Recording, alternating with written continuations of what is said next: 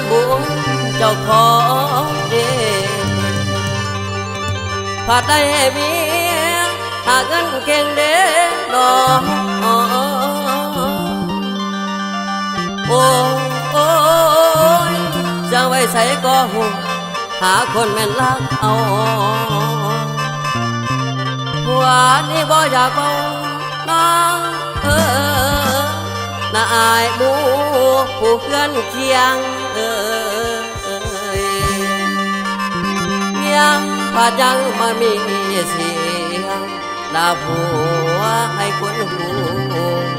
อยู่บ่เป็นน้องเนี่ยเฮานี่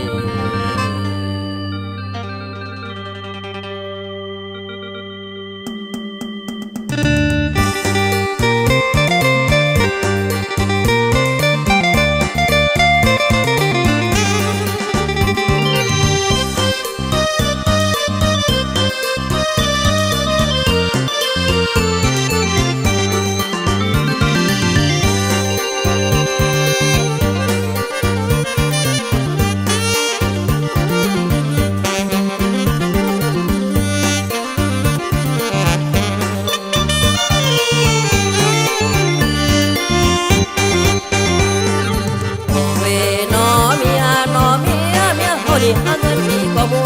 เนี่ยเฮานี่หาเงินดีกว่าหมู่จะไว้ใส่ก็หูที่หาคนรักเอาจนนักเฝ้าปานบ่าวก็บุญเพื่อบ่คุณเอาเดือแต่เนี่ยเฮานี่เงินบ่มีบ่จากโหเจ้าของยามบ่มีบ่จากโหเจ้าของก็ปานคนป่วยตาบ่สวยแต่คอยสิหาได้จังได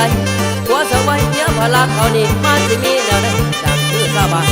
งามเหตุการณ์เนี่ยพอไปท่าแบน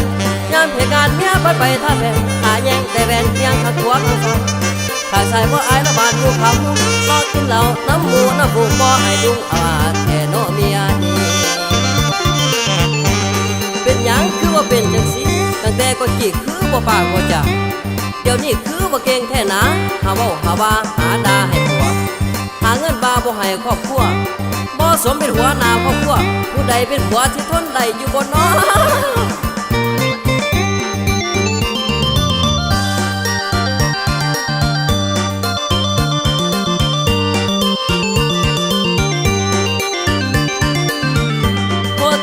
ไอ้ได้บอกก็เห็นพวกกันน้องไอ้ได้บอกก็เห็นเจ้าประกำมือเป็นแค่เฮาเดี๋ยวนี้แทนเจ็บดีหัวใจได้คอยเหมือนคนเดียวผ่านมุมสาวพยางลูกน้อยก็ได้เศร้าแก้มหาบอกกูว่านอนก่อนคำแพงแม่เจ้ายังไปกาดสิบอกมาบาด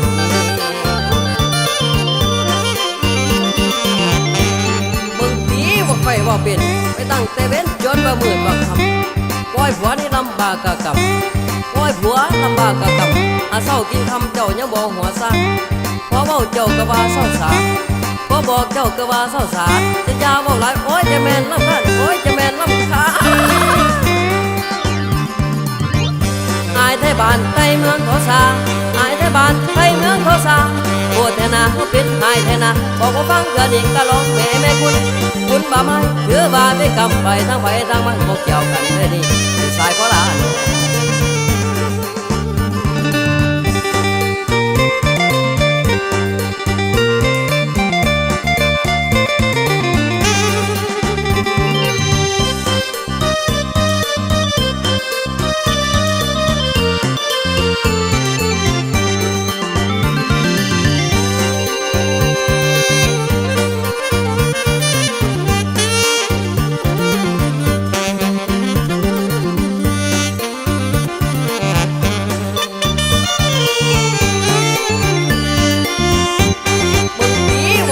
เป็นไปตั้งแต่เว้นจนว่าหมื่นว่าคำปล่อยผัวนี่ลำบากกะกับ